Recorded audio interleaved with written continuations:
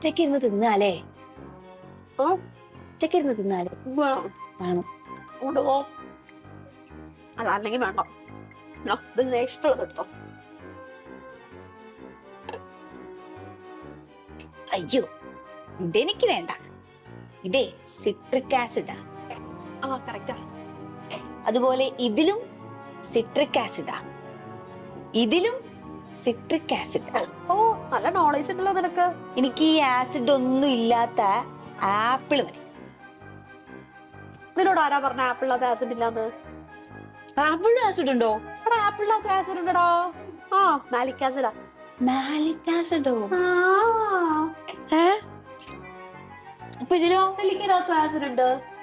Ascorbic acid. Ascorbic acid. അങ്ങനെയാണെങ്കിൽ മുന്തിരി കഴിക്കാം.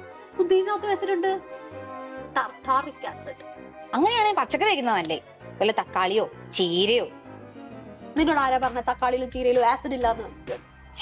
പല വെജിറ്റബിൾസിനകത്ത് എന്തുണ്ട്? ആസിഡ്സ് ഉണ്ട്.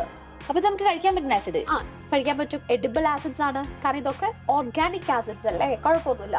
കണ്ടോ കെമിസ്ട്രി ഇല്ലാത്ത ഒന്നും നമ്മുടെ ചുറ്റുമില്ല. മനസ്സിലായോ കെമിസ്ട്രിയുടെ ഇമ്പോർട്ടൻസ് എന്താന്ന്? അയ്യോ കൊണ്ടുവല്ലോ രണ്ടരയ്ക്കോണ്ടാ.